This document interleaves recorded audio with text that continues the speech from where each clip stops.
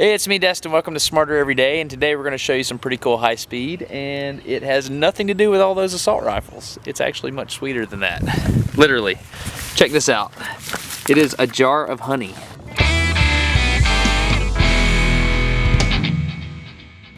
So, I know this sounds a little strange, but we've got a high-speed camera set up, and we are going to show you something called the liquid rope coil effect. This is how it works. You just put some of the honey on this chopstick here and you just drip it down, and look at this. Check out that. How cool is that?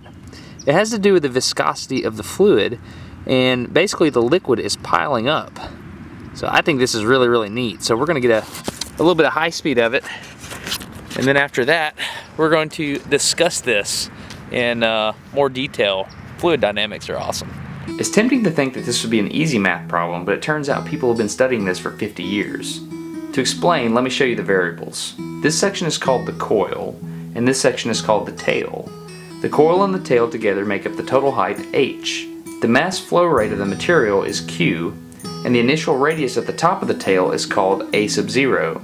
We'll call the radius at the bottom a sub 1, and the exciting part is the angular coiling frequency, which is omega. The fluid itself also has internal properties that we have to consider. Density is rho, and the surface tension coefficient is gamma. The kinematic viscosity is nu.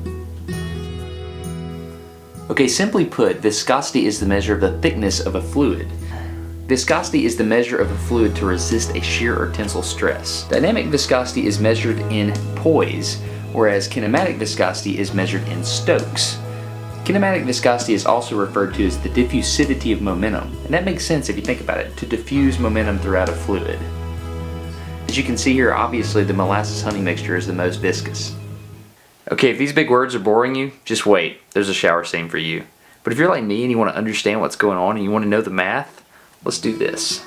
What you're looking at here are the 4 different types of flow that scientists can describe using the variables that we defined earlier. Let's start here with this one. This is the viscous flow regime. The way it works is as h, or the height that the fluid is dropped from, is relatively small, the flow has to naturally go into a spiral because the fluid has to get out of the way of itself.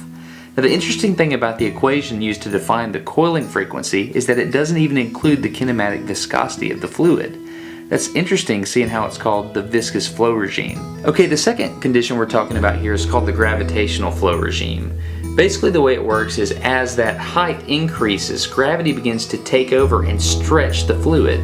So basically the viscosity of the fluid is resisting that stretching, and that's why the equation there shows that kinematic viscosity starts to come into play. And that's where the coiling becomes uniform and stable. That's the exact condition that we were filming with the high-speed camera earlier. The third condition we're going to talk about is called the inertial regime. Now, as height gets very, very long, what happens is that fluid becomes very fast and very, very skinny. Now, you'll notice in the equation that the radius of the coil at the bottom is factored into the denominator and raised to the 10th power. Now, if you think about it, that means the smaller the radius gets, the higher the coiling frequency, which makes sense.